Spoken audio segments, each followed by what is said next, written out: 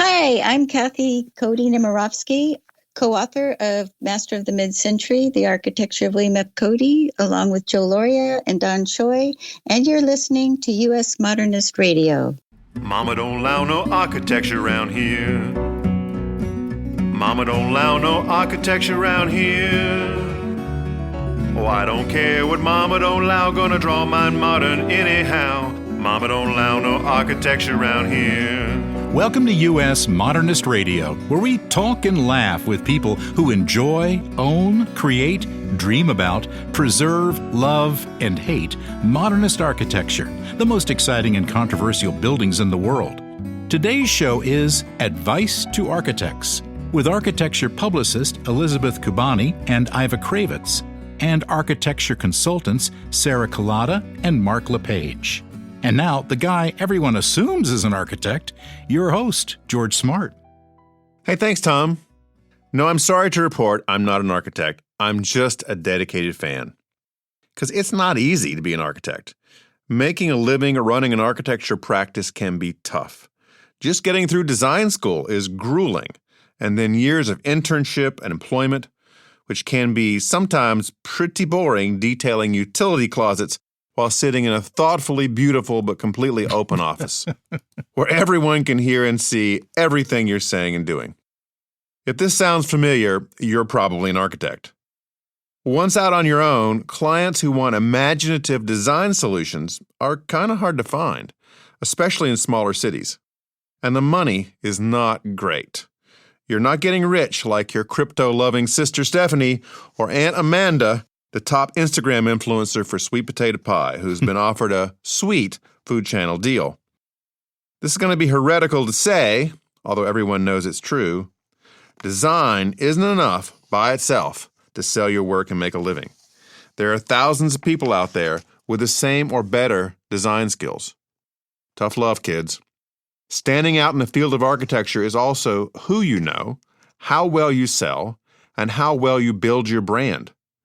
Huge firms like HOK and SOM and AECOM have PR and finance and sales and social media people on the payroll. Yet there are tens of thousands of small firms and solo practitioners who can't afford this staff, yet still desperately need specialized advice.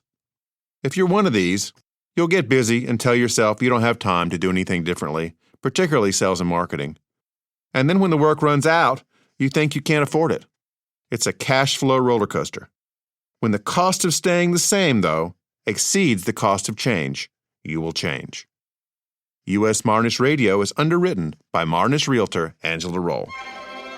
In an adventure we are largely making up, Angela Roll was in the CIA science lab, washing beakers from another day of converting peanut butter into jet fuel, when suddenly a beaker of the thick brown goo broke, cutting her arm and covering her in highly classified chemicals not even available on eBay. As a warm glow came over her and soft violin theme music mysteriously began to play, Beautiful. She realized she had a superhero origin story. Suddenly, she instantly knew the right market value of any modernist house, as well as how to fix them up, where to get materials, and who could do the work. Although ridiculed by other superheroes who could fly or be invisible or talk to fish, Angela put her superpowers to work, closing sale after sale, combining her architecture training, which is a real thing, and nailing bids on the Price is Right. Angela Roll is your special agent. Reach her at angelaroll.com. That's ROEHL or 919-995-0550.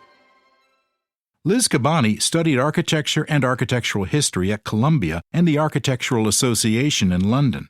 She was the director of PR at Hardy Holzman Pfeiffer Associates in New York and L.A., and then became the business and practice editor at Architectural Record.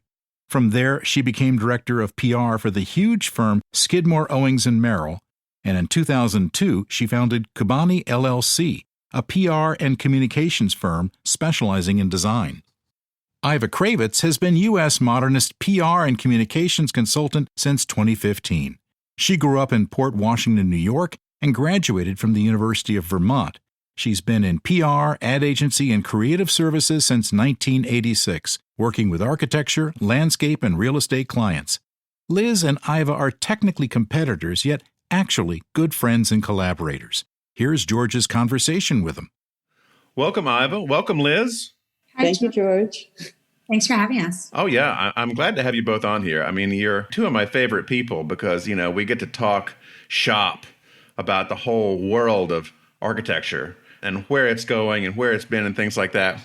So, Liz, before we get started, I want to talk with you about an important mid-century book that I understand that you're an expert on. Tell our listeners who are too young about the Preppy Handbook.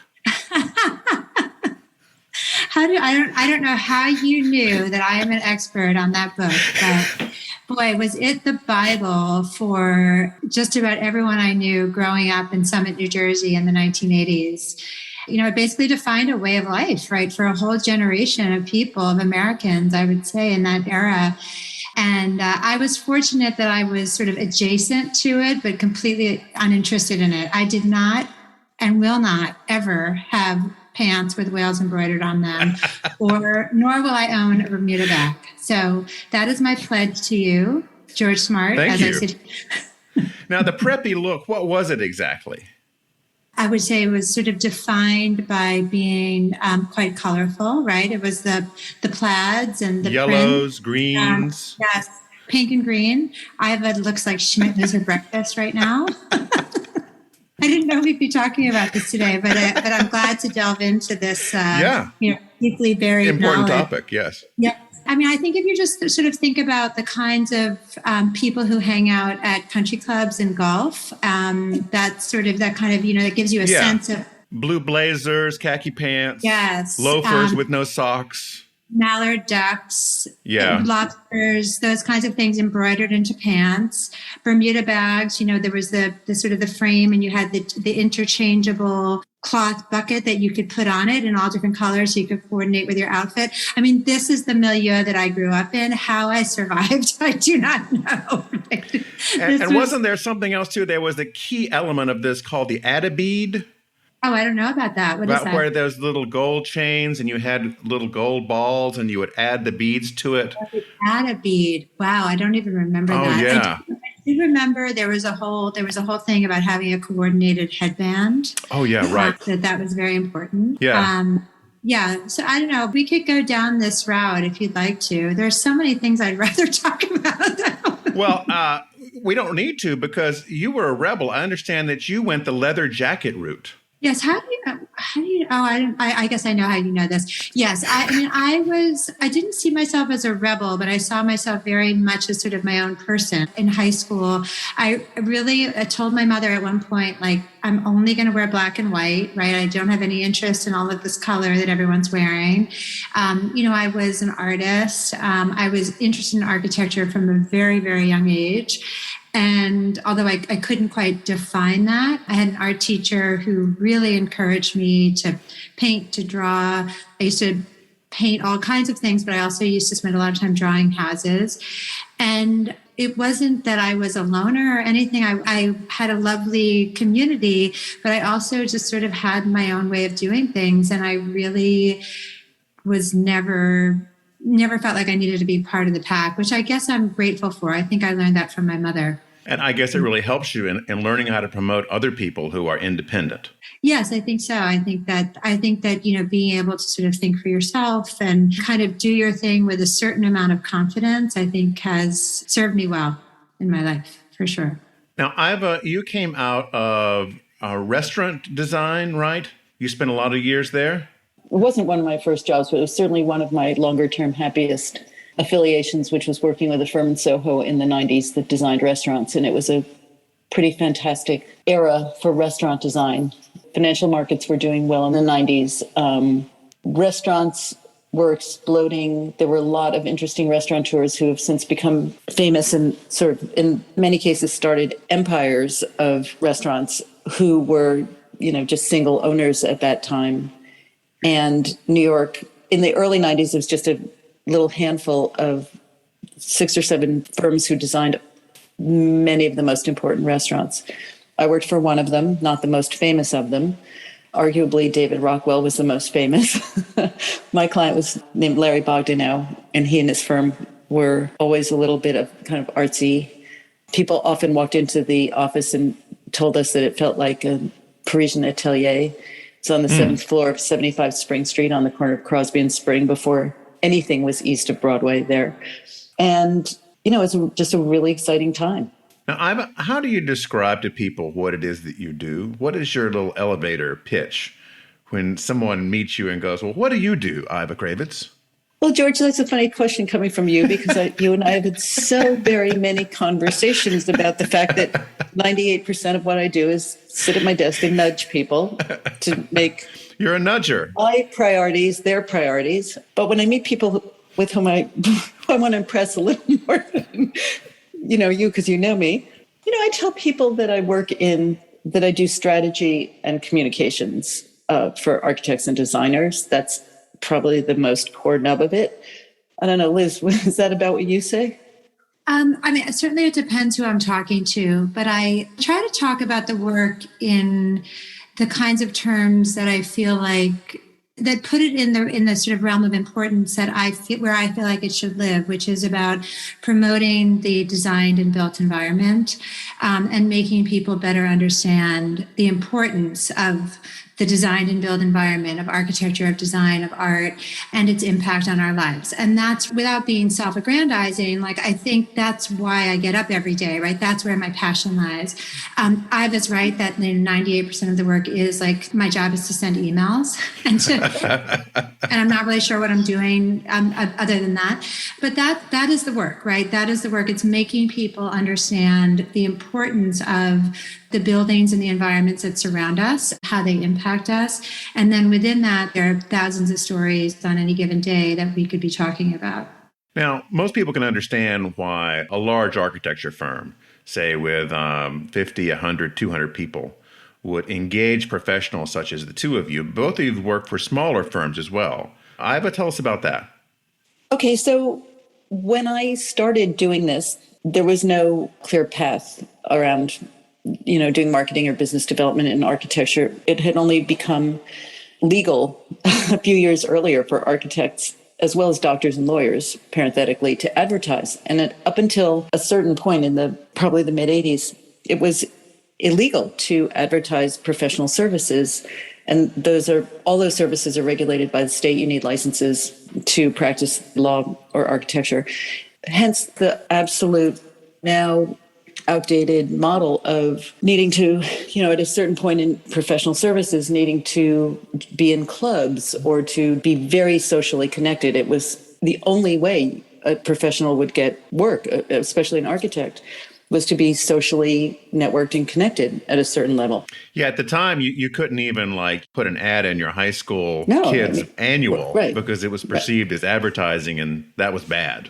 It was illegal, right. So anyway, when I started my business, I had come out of a large PR firm, but I didn't do PR per se. I had a role at that firm. It was a very fancy firm at the time. It's called Hill & Knowlton.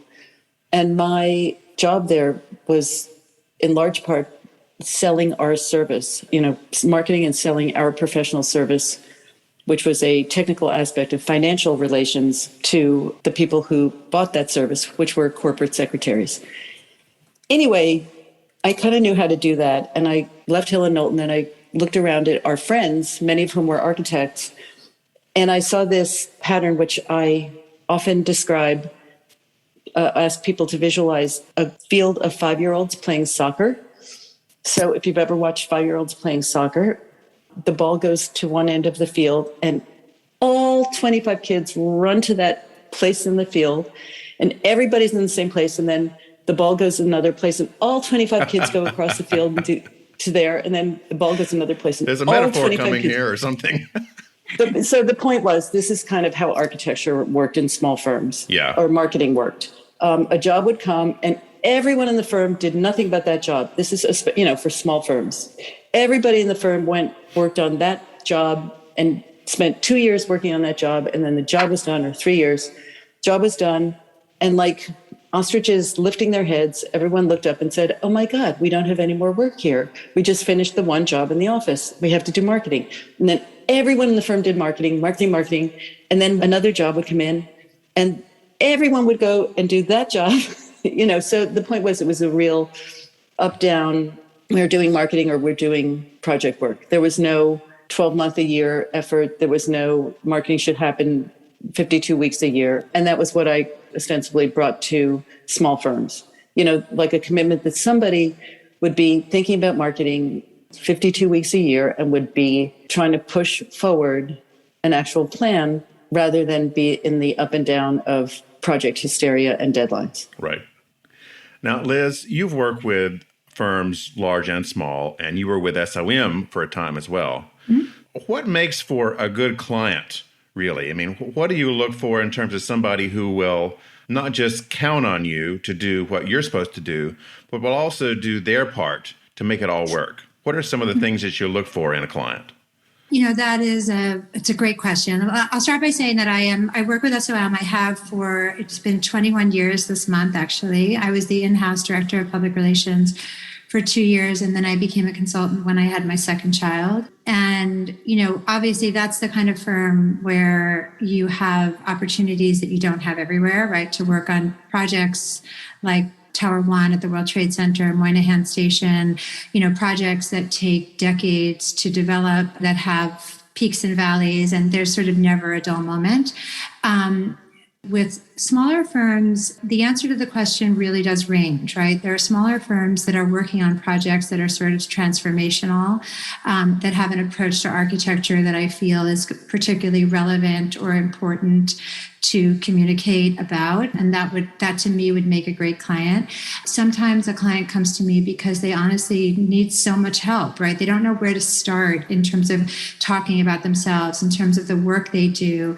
And I think in some ways, this does hit upon what I think of as one of the cruxes of the work, right? Which is that there's the ability to talk about yourself, about the work you're doing in terms that are specific to you, terms that are unlike those used by any other firm. Now, obviously, there's only so far you can go. There's always a little bit of overlap. But I think the ability to identify what is special about you and your work and your approach and your thinking and your ethos, that is what in some ways underpins an entire communications effort. And if you can't do that, there's no point in doing this work, right? And I think that is really, in some ways, the most important point that could be made.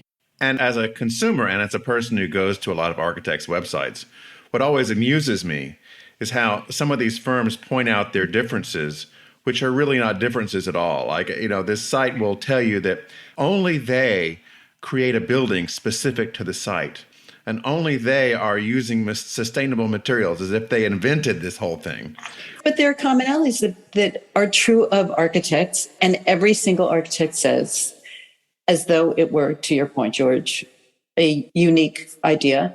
I mean, and I'm not saying they aren't good listeners and good problem solvers. It's built into being an architect.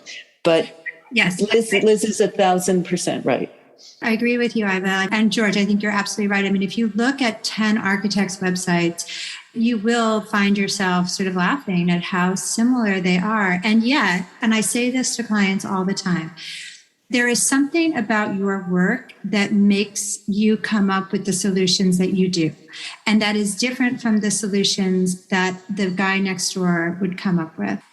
Therefore, it is incumbent upon you to describe what that is, right? And when I say you, I mean, if they're hiring me, that's part of what I'm helping them with, right? Is to come up with the language and the terms that they can use to define and describe themselves.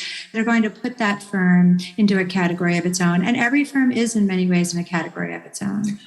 But of course, the smaller the firm, the harder that feels to do. And I actually have a memory of talking to a single practitioner who, hired her staff on a project basis. Everyone was freelance. And she really wanted to make a statement about, let me put it this way. She was saying everything generic. And I said, the only thing you have here is going to be you. And in that case, that's the smallest possible firm.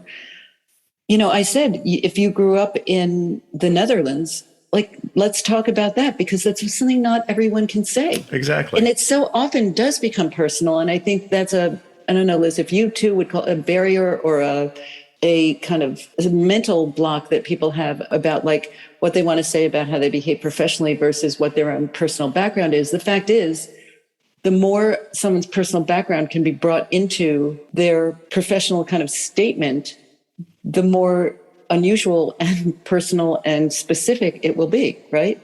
Absolutely agree. I mean, I think the boundary between professional and personal is so much more fluid than people think Exactly. it is. I totally agree. The decisions that we all make, right, every day in our lives and in our work lives is so influenced by who we are as people, right? And I think that, I think you're right. Like a designer from the Netherlands is going to be it's going to be working from a set of assumptions that are different from a designer from someplace else. And that's an important thing to be able to talk about and to be able to own, right? To be able to make that your own, talk about it. And that requires thinking about the ways in which that influences you and whatever that set of circumstances is, how does that influence you? And then how does that impact your work? It becomes very introspective. It becomes very personal. Mm-hmm. I mean, at the end of the day, if you are peeling the onion around what Liz and I do, and I think this is true in both of our cases, we're effectively doing a kind of branding exercise, right? Where we're going back to our clients and saying, take it apart, dissect it, look deeper, find the specificity in your point of view, in your approach, in why someone hires you and not someone else. And I know that it probably sounds snotty, but I have very vivid memories of having meetings early in my career and saying to people, if you can't tell me why someone's going to hire you and not, the firm next door, you might be in the wrong business, or you may just need to go work for someone else. You have to be able to say that as an owner, right? Right. What about behaviors that you have to work on with your clients? When people who are architects ask me for advice, my first question to them is, how fast do you return your calls? Because a lot of small firms, they get lots of inquiries from people, maybe hear back from them in a week, 2 weeks, never. And, it's hard if you're a buyer of the services to want to have confidence in somebody if they won't even return your initial call. So, George, I just want to say, Liz, that George told me this once. And I said, I don't know. Everyone I know answers emails within an hour. And George said, I think maybe that's a New York thing. So it's very funny. This is where, there's kind of the age-old question of architecture as a product versus a professional service, right? And I think the answer to that is it sort of depends.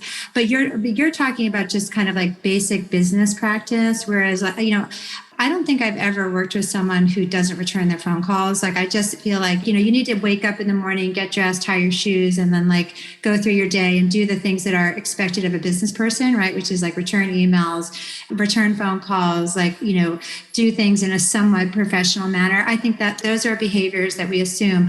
But there are so many bad behaviors, George, to your point, where I think business development, communications, marketing are concerned. And that probably extends to human resources, that probably extends to legal, that probably extends to some other things that I'm not even aware of. But I think the large point here is that, architects go to architecture school, right? They get their degrees. They are not really taught about any of these other ancillary business practices that they need to understand in order to do their work. And I think that many of them probably resist pretty actively learning about these things because they feel like it's not their core business. But as an owner of a firm, you really do have to be able to integrate these things into your thinking, into your practice. You wouldn't sign a contract without having a lawyer look at it, right? And yet so many people try to do business development, communications, et cetera, without any of the requisite sort of thinking or training that's necessary. Or they wait until they're out of work to start any kind of sales and marketing initiative, which is way too late. They don't allocate time during the busy season that 2 hours a week, 4 hours a week, they're continually cultivating those leads so there's work in the pipeline. Right. There's so much to say here in these threads. So, sure, restaurateurs, cooks, think about people who are cooks. Again, lawyers, doctors are not taught finance. They're not taught management. They're not taught communications.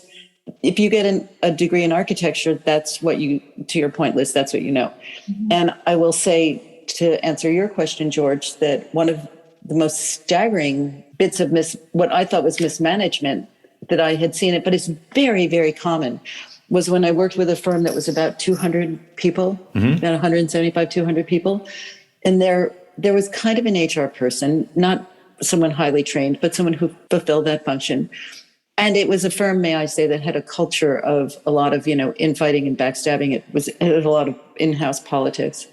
And there was not a single person in that office of 200 people who was trained in or had any skills in conflict resolution. Like, to me, that was staggering. And we can bring it back more specifically to marketing and all the errors that we see, in marketing communications. But I think that broadly, yes, things that are air quote, and I'm doing this, business skills. Iva is waving her fingers now, doing the air quote, just so that you follow along. Business, right, that aren't architecture. I think, as Liz said, architects struggle with that. When do they need to start bringing in HR, bringing in financial management, bringing in, the skills that they don't have? Now, Liz, we have an invader into this space over the last 15 years called social media. So has that made your job easier or harder now that it's made all of us media makers? It's the best question, George, really, because I think about this all the time. The ability on social media, on websites, right, to tell your own story has obviously changed at a cellular level, changed the nature of the way we all interact with the press, right, and the media, right? And it has also, frankly, I think, just taken some of the teeth out of the press, right? There's no longer kind of the 10 or 20 or 30 or however many journals that we all go to for the same things, right? There's this sort of infinite number of blogs, of options, of, places where you can tell a story either through a third party or tell it yourself. And I think what it has done is it has required people like me and Iva to, I'll speak for myself, right? I have redefined the way I talk about what I do. I no longer just talk about it as being public relations. I talk about it as being communications. And when I talk about communications with any firm, right? Any person, any artist, anyone, what we're talking about is what we've already discussed, that essential definition of oneself, how that definition is then disseminated across all different kinds of platforms. And that includes the media, that includes social media, that includes your website, that includes your marketing materials, it includes your speaking engagements. Everything that you're doing should be amplifying and reinforcing the messages that you have laid out about yourself. And in a way, I have come to see it as an opportunity, although I have been obsessed with the media since I was pretty young. Like as a young girl, was always asking for magazine subscriptions. Like I really have always loved reading, sort of understanding what's in the culture. So there's a part of me that certainly decries how the media has shrunk over the years, how it's changed. But on the other hand, I do think there's an incredible opportunity for people to tell a story, whether they can get the press interested or not. You just have to know how to tell the story, right? And how to make it interesting and how to make it relevant. And I was about to say it's not that hard. I guess it's not that hard for people who, it doesn't, I understand it doesn't come naturally for everyone, right? And I guess that's why I have a job, right? But, it's such a great chance for people to tell a complex story that someone may not be able to engage someone else about. I just see it as a good thing rather than a bad thing. So Iva, when you're working with your clients, are there any things that you try to encourage them not to do in their communication strategy? Well, I'm sort of thinking about what Liz said, and for the most part, I agree. I will say, thinking about social media, it's a little bit like the elephant in the room. It's sort of hovering, because being on social media, unlike being published traditionally, being on social media has a positive space, but there's also a negative space. By not participating, by not being on a certain channel, it creates a void, right? Because it's missing, because there's a kind of best practices and a standard now that is expected of people being on social media. One of the problems, and this is something that used to drive me crazy, is that people would say, oh, I'm on Twitter. I just check my Twitter 3 times a day and I go on it. There's a kind of breeziness, I think, when people talk about social media, like that it's an afterthought or, you can do it casually. But the fact is that to manage social media or a social media campaign... It's a job. It's a work. Thank you. Yeah, of course. Because a lot of these posters make it appear like it just, instantaneously happened. They were on this yacht, Right, someone of taking course. a picture of them with their champagne. Or the intern, at the firm should manage this because they're young and all their friends are on social media, and the fact is that's belies the opportunity, right? It belies what Liz was talking about, the opportunity for firms to be thoughtful and consistent in what they're saying and to send out their message broadly and with agency, right? Just as an extension note on that, if you were really committed to Twitter, say, and that was sort of how you spoke to and listened to people, it's a powerful platform. You can absolutely develop relationships. You can absolutely expand your network on Twitter, but not by checking it for 5 minutes every morning. Every one of those channels requires time and thought and energy if you want to use it in the most robust way and for it to be the powerful tool that each of those channels can be. And most firms don't have that bandwidth. I mean, I don't know about you, Liz, but, of my clients, very few have the bandwidth to really commit to deeply being on any single channel. I think that there's a point that Iva is making that I think is actually very important, which is that architecture is serious business, right? I mean, it matters, right? Like if you think about the resources that go into a building, the financial resources, the temporal resources, the natural resources, buildings are major investments, right? That are meant to last generations if they're done well. In that regard, they are not really, the conversation about architecture isn't that well suited to something like social media, which I think is about so much immediacy and instantaneous gratification. But on the other hand, I do think it is possible to have serious conversations on social media. I think it just has to be considered. And I think, Iva, that's what you're saying. Like I do try to talk to not even just clients, but just sort of architects in general about committing to one, generally it's Instagram, as a way of engaging in a certain kind of conversation about the work, right? That then may go deeper, right? And I think the trick to all of this, sort of relative to my point before about all the different platforms that someone might be on, is to use the specific platform for what it's best suited for, right? Obviously, something like social media, Instagram, Twitter, whichever, pick your poison, that's going to be a more superficial conversation. That conversation can then go deeper on a website, on a blog, through the press, through white papers, through presentations, through talks, whatever it is. But I think if you sort of think about like what a map might be, kind of an infographic of your firm and its messages, there are going to be different levels of that message on different kinds of platforms. And I think that's really the kind of thinking that this moment in our continuum offers us, right? Because there are so many options for getting a message out there. So here's a question for both of you. Let's say that we've got an 8-person firm that is turning out very good work, but it's feast or famine for them like it is for so many firms, even in this era where construction is booming. They have a website, they have a Facebook page, they have Instagram. No one's really taking care of it so much. They get by, but they're not really prospering like anybody imagined. What are some good general steps that this kind of firm can take on its own to improve its lot in life?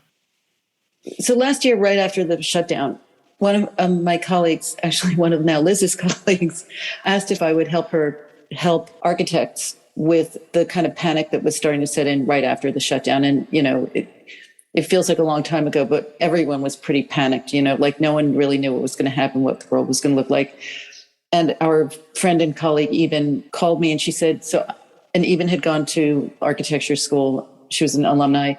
And she said, I have to tell you, my architect friends are freaking out. I have friends who have small firms. They do brownstone and kitchen and bath renovations. And they're calling me saying, I think I want to start working for the Department of Education or, the school construction authority. Like all of a sudden they wanted their little 6-person firm to do something totally inappropriate because they were like the deer in the headlights. So anyway, we did these lectures, a series of lectures on marketing, just to kind of like help people start to reframe things.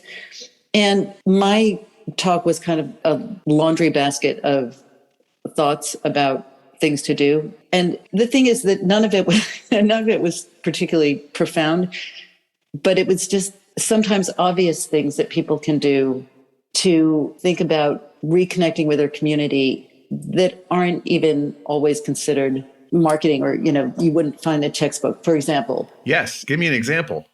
FX Collaborative, which is a, friend of the firm, uses their reception area as a gallery. They do art shows there.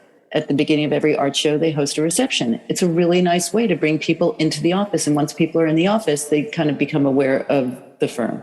That's a great idea. It's very simple, right? I mean, Cook Fox also uses its office in a really lovely way because they have these beautiful terraces, and they host nonprofits that they want to support, and they give them space to host events.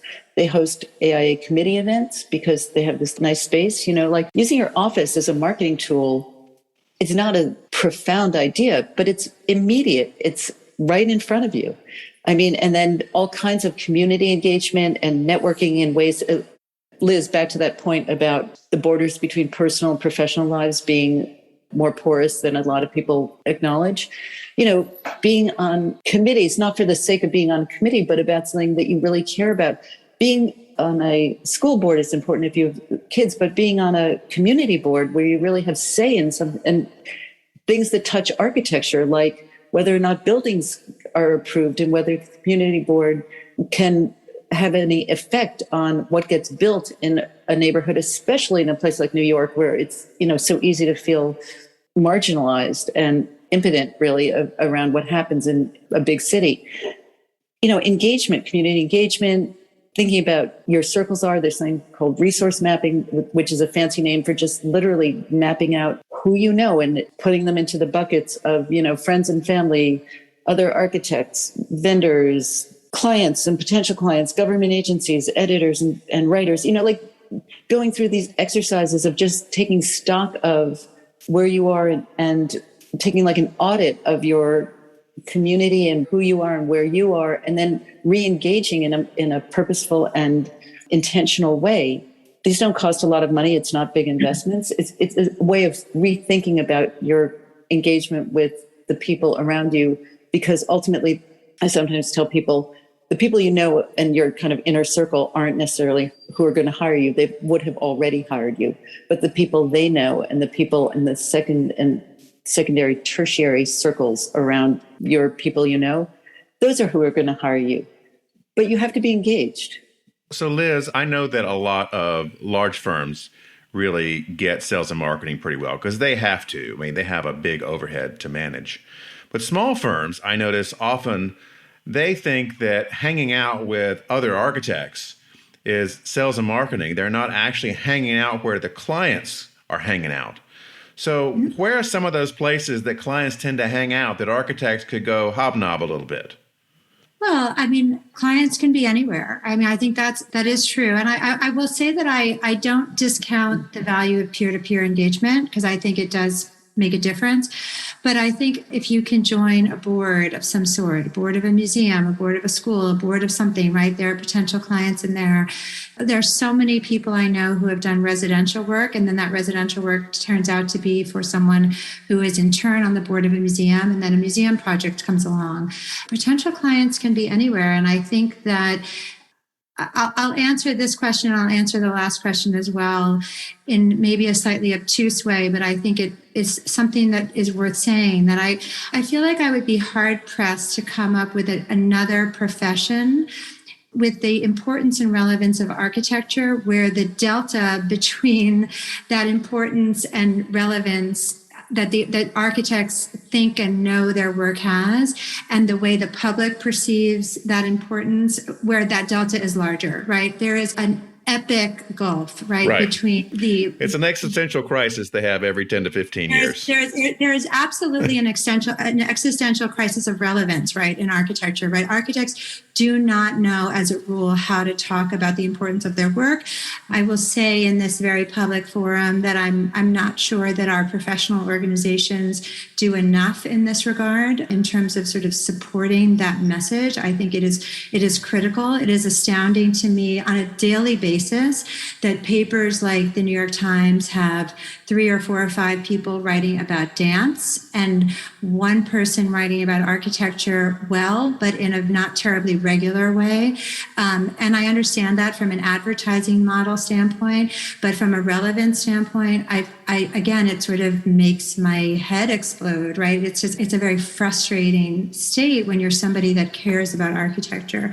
So I think there are huge, this is a more direct answer to your question. There are huge swaths of the world that are undesigned, right? That are built environment that is not designed by architects. So to me, there is an enormous opportunity in there for architects to sort of step in, to take ownership, to take leadership positions on things that are going to affect people, that are going to affect communities, that are going to affect massive swaths of the population. And that is a place where it's a completely untapped market in many ways, right? If we think about shopping centers, housing developments, all of these places, not to mention parts of cities, right, that really never are thoughtfully considered in a design process. It just seems to me that there's a vast market out there that remains completely untapped. And I think the specifics of how to get there, I think in some ways are sort of obvious, right? It's about just engaging outside of your immediate circle, outside of your immediate profession, with people in the world who, I don't necessarily think it's about sort of saying who are the most influential people who are going to hire me. It's about engaging with people with passion around what you do and convincing them of its importance so that they in turn, you never know who someone else knows. Your sphere of influence grows with every single person you engage. And it helps to return their calls too. I do want to say that I never am particularly attentive to it, but I will say that the AIA New York chapter does a really nice education program with kids. They have kids coming in and kind of learning about architecture. And I think that design literacy and visual literacy, honestly, which are not part of most curricula and are not taught to kids, but the percentage of buildings designed by architects in the United States is staggeringly low. It's 4%, right? Isn't it 4%? Very low. I mean, yeah. There is a universal relevance to architecture that is not understood. And therein lies a huge opportunity, right? From a communication standpoint, from a business development standpoint, and from an education and from, and in terms of education. Yeah. I think we still think of architecture as something that's only for rich people. And I think that we have to move away from that perception. I have, unfortunately, read too many architecture magazines published over the last 80 years. And about every 10 to 15 years, the field has an existential crisis where, the public doesn't understand us. They don't love us. They don't know what we do. And they have a lot of meetings about this. And the answer always is we must educate the public. And they go out and they do some education, which the public really doesn't have much interest in. And then it fades away. And then 10 years go by and they do it again. So what needs to really be different if the public and the profession of the architecture are going to be more in harmony with each other? I think that's a really complicated question, George. This is a terrible reference, but I think that one of the most profound things that have happened in our lives to make people aware of the power of buildings, very sadly, was 9/11. And that the importance of 2 buildings in a big city could not have been made more bare, in any other way. That I feel like after 9/11, people, New Yorkers in particular, but everyone more broadly, became exceedingly aware of the importance of what buildings could be, symbolically, financially, culturally, nationally. That started to bring the conversation up. I think that on a very different way, I do think that it's true that home design has become more accessible and that people's awareness of design, like in homes, has probably gone up. The few magazines and now e-zines that are available to people and in fact, social media, I don't know, maybe arguably Pinterest and sites like that have brought a kind of awareness of design to, not just the upper class, to a pretty broad middle class. But I don't know, in the larger question, George, what the silver bullet is around teaching people that architecture is important. What do you think, Liz? Well, I definitely do not think there is a silver bullet, right? I think there would have to be a multi-pronged approach. Like everything else, it's about communication, right? And sort of the way in which we talk about the work. And I think there are firms that do this well. And I think there would be ways of harnessing some of the work that individual firms are doing to relate to the profession more broadly. I do think that ultimately it is an education issue, and I think it is a communication issue. Beyond that, I don't know, as I sit here right now, exactly how to solve for those things. But it does feel like it's changing, right? There are more firms talking about what they're doing. I think I was right that, I think she's 100% right about 9/11. I think the climate crisis is sort of the next thing that is going to understand this broadly, right? When we think about the fact that 40% of carbon emissions come from buildings in the building industry, that is sort of, I think, going to be the next thing that makes people think about how impactful architecture and the built environment is on our lives. I hate to think that it comes down to crises, but I do continue to think day in, day out, and Iva used the example of homes. These magazines, these shows, they have a relevance that really only speaks to the upper middle class and the rich in this country, the 1%. While I think they're fun and lovely, we're missing people. And, I think it's almost a question of whether or not we make this apply to the bulk of, and I'm speaking about America now, because I think architects in America are particularly misunderstood, and I think the profession is particularly misunderstood. Whereas in Europe and Japan, there's more veneration for the architect and the work that the architects do. It's a very good question, George. I wish I had the answer. I think that's the shortest response that I could give you. Okay, well, I have the answer. So let's go with this. So you know how we know what police do, and we know what lawyers do, we know what doctors do, because there's so many TV shows about all these professions. And other than the Brady Bunch, which was not particularly illuminating about the field, I don't know if we really had an architecture show. You know what's funny, George? When you asked about this question about public awareness, I almost said, George on Seinfeld always wanted to be an architect. Art Vandelay, yes. It was his faux. Tom Hanks, an architect in a movie or two, wasn't there? Yeah. And Seinfeld, actually, I felt like kind of bumped architecture a little bit. A little bit ahead. A little bit. Because, his character thought that being an architect was just very exhilarating and that it would get him and that George would get girlfriends if he was an architect. Right? George, can I go back to a question you asked earlier? Oh, sure. Great. Okay. So remember you asked about what architects should specifically not do in marketing? Right. So I have a great story that came up this week, or something that happened this week. Yeah. So we got a call from an architect who had been referred to us, and we were getting ready to have a conversation with him. And in preparing for that, we went onto his website, which is a totally logical next step. And in fact, he had some really nice work on the website. But the first button I generally go to on a website to learn about a firm is the About page. I hit the About page and I went down to Team. And there was a picture of this architect with his name under his photo. And then next to his photo were 4 gray squares.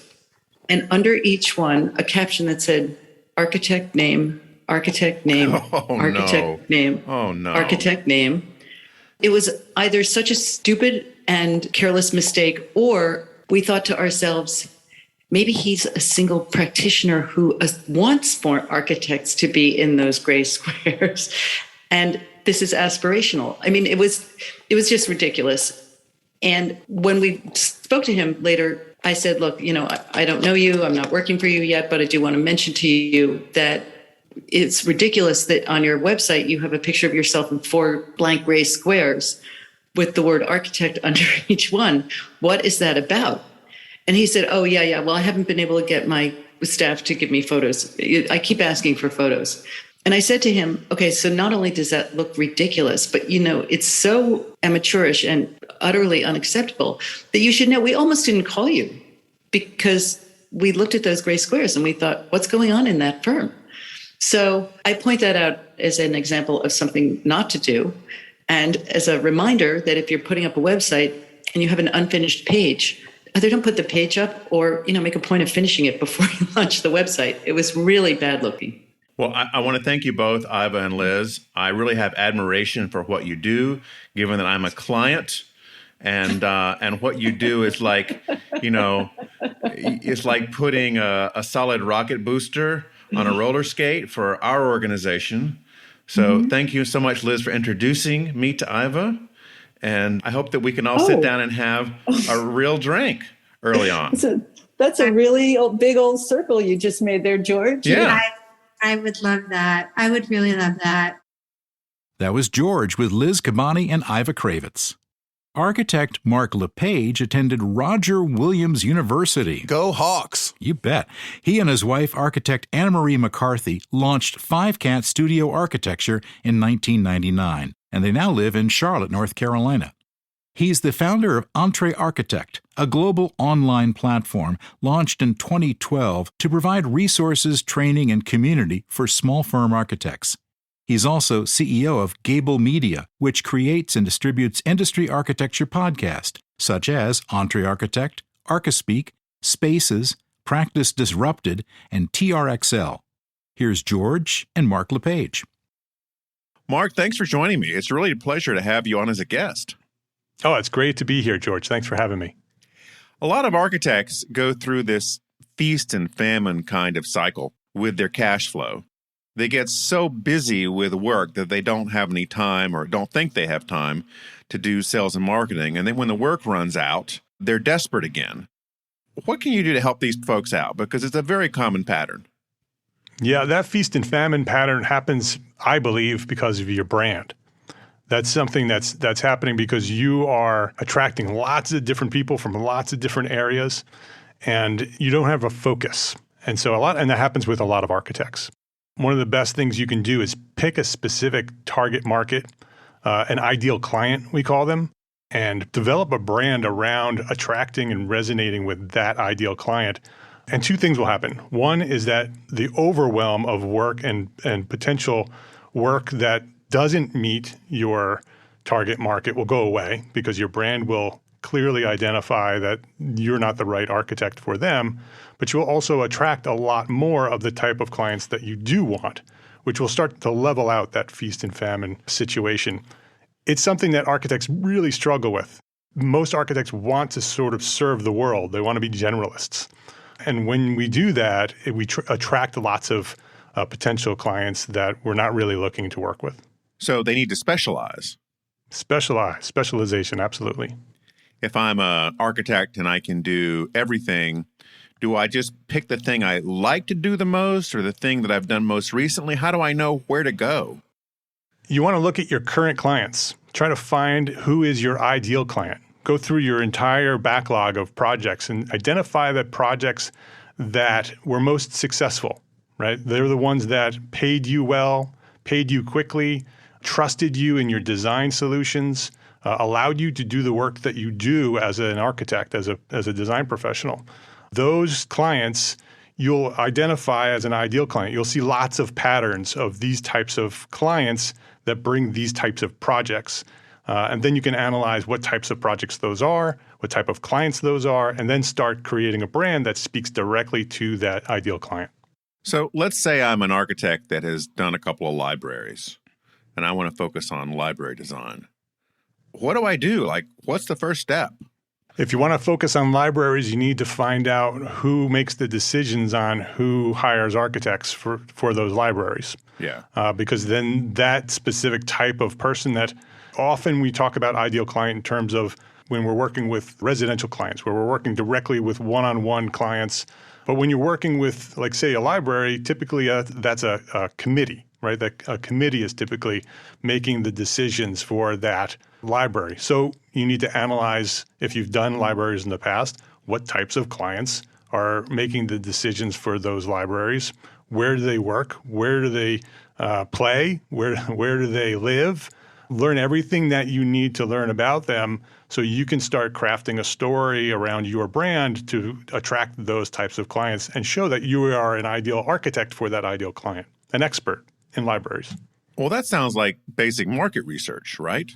Absolutely. So yeah. architects historically are not the greatest at market research. How do you help the architects you work with to get into that and to develop that skill that they don't get taught in design school? Yeah, we don't get taught that in design school. And in fact, for generations, architects were taught not to do that. It was actually something that architects were at one time forbidden to do, market and self-promotion. Advertising, right, specifically. Advertising, right, specifically advertising. And so there was, even when I was a young architect and when I first came into architecture, I started talking about marketing and started talking about promoting yourself. And I would often, even then, get some old-timers sort of helping me, trying to protect me from myself, right, from the profession, that we shouldn't be doing that. That's beneath us. And today, it's a very different world, right? Architects understand now that they need to market themselves, they need to advertise for themselves. And so you need to learn how that works, how the process of marketing works, understand the fundamentals of branding and marketing. And then it really starts with your website, because that's the first place architects go, even if you are a word of mouth, right? If you think that most of your work is coming through word of mouth, through recommendations, which many architects do get their work that way. The first thing that will happen with your clients is before they call you, they're going to check your website. They're going to look at the website. They're going to start doing some research on who you are and where you are. And they're going to, at that moment, they're going to make a decision on whether they're going to move on to the next step. And so your website needs to resonate with that ideal client.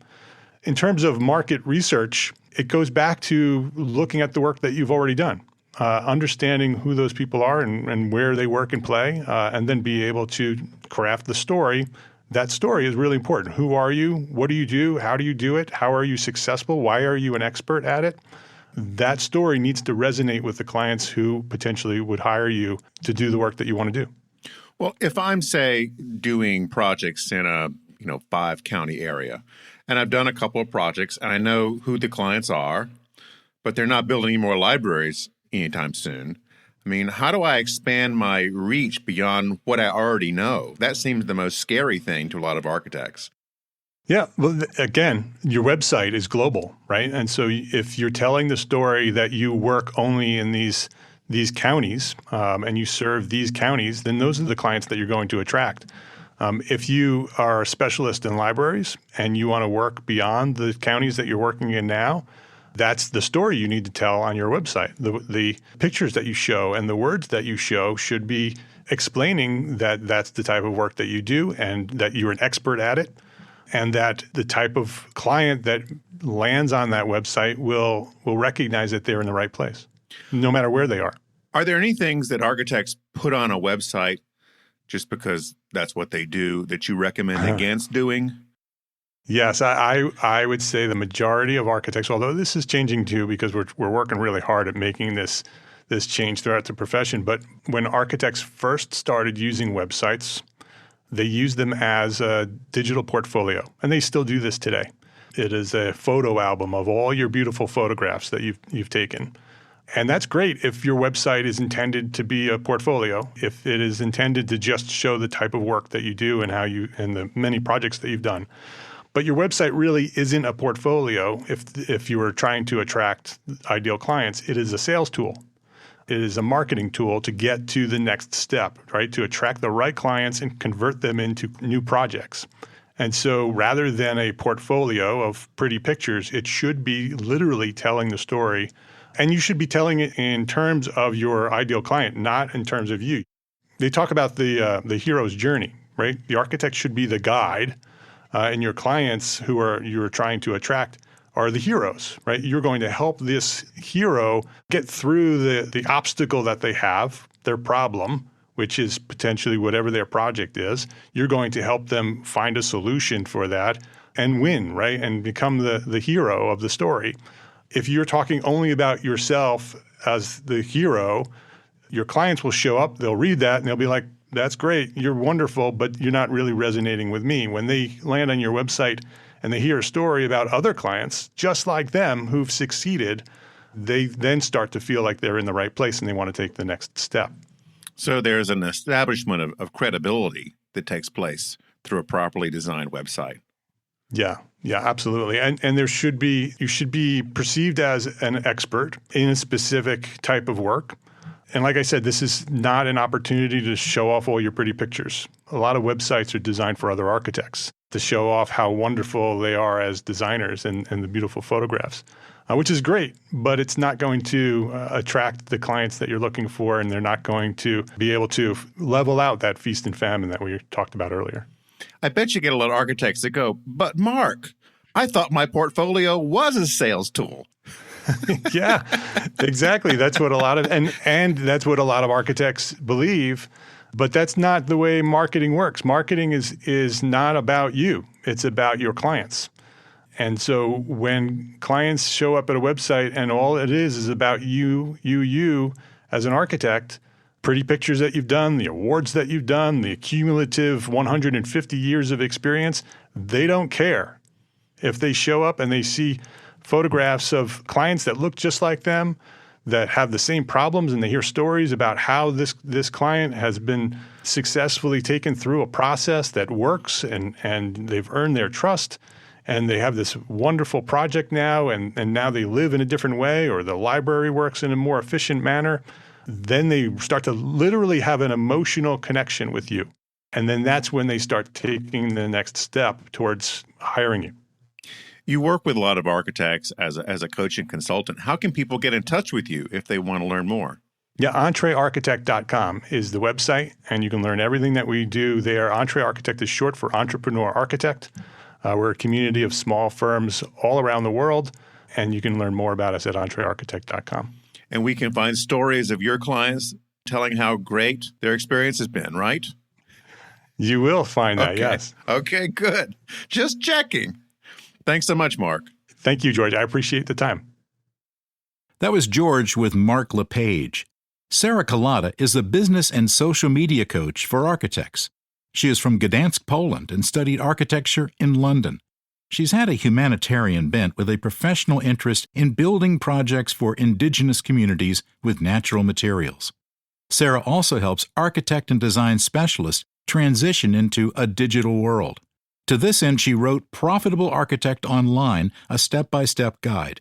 She's part of two podcasts, Profitable Architect and Value of an Architect, as well as teaching an online masterclass. And now, here's George's conversation with Sara Kolata. Hi, Sara. How are you? Hey, I'm really good. Thank you. How are you? I'm great. I'm so glad to talk with you. Tell us good advice for architects, because Lord knows they need it. Absolutely. I really would say don't follow the traditional way in which you've been taught to follow architecture career. Think outside of the box, because we live in times where truly everything is advancing so quickly. Technology in every single aspect of our life is taking over. We see it more and more in architectural business, with NFT being present and a lot of digital technology, digital tools available for architects. And I just think that the more we follow the traditional way of practicing and think about ourselves as someone who needs to obtain all of these diplomas and get all of this work experience before we're good enough to start our own practice, we're taking away a huge talent and potential that we could bring into the world. Look into other ways in which you can practice architecture, how you can get involved with projects in different ways than what's traditional. And don't just chase celebrity offices or only architectural experience. There's more to it than getting your years into experience. You get experience anyway by doing a lot of other things, and a more empowered way to make your life decisions and your career decisions might work better for you. Well, let's get to specifics. So let's say that I'm an architect and I want to think outside the box, and I know how to use a computer and I know how to use drawing programs, but technology in general is a little bit scary. I was never trained in this in design school. What do I do? There's a lot of things. Definitely read about what's happening in the world. Be interested in what's happening in the front of innovation within architecture. All of this can help. However, I think that it's very important also to grow outside of our limiting beliefs. So think about, what do you believe in to be true or a standard in architecture? And have you potentially become a prisoner to that? Like, what would be an example of a limiting belief? A limiting belief would be that you cannot practice architecture or call yourself an architect until you fully graduate. That is probably the number one biggest and most controversial limiting belief, because architecture and studying architecture and to get the full diplomas, it takes so many years for us to go through university, through education, but also practice. And in reality, there is a lot of people around the world that build. They are not architects. They don't have any architectural diplomas or anything to get the building sorted. And what do? Is they basically go to the relevant bodies and get the permits, as well as a lot of times work with engineers to get their projects signed off. So I myself started a practice very early on, right after my BA. And what I did is I just hired architects that were fully licensed. And so I was technically their boss, and I was running the practice accordingly to my values and what the projects that I wanted to create. I was working with the clients I wanted to work with, but I didn't have the ability to sign my own plans. So I basically hired people to do it for me. And this didn't stop me from running my own business, which means that now at age 34, I already have 6 years of experience of running my own practice. Also some working for other people. But I think that was tremendously beneficial for me as an entrepreneur and as a person that can creatively think about business, and making money in this industry. So I think that what is really limiting is to see how hard people work to tick off all the boxes of what's traditionally been accepted as sort of traditional career path. But I see that there is a lot of unhappiness, a lot of disappointment, and also not good enough rewards along the way. People are not being paid for their work in internships or being underpaid when they already get a position as part 1, part 2, part 3 architect. And I think that in reality, we can blame so many external sources for that, but we need to really examine our decision-making in all of it and whether we have signed off to follow a path that perhaps is not fully serving us. For me, certainly speaks to me more is creating your own life and choosing the type of life that you really want to live.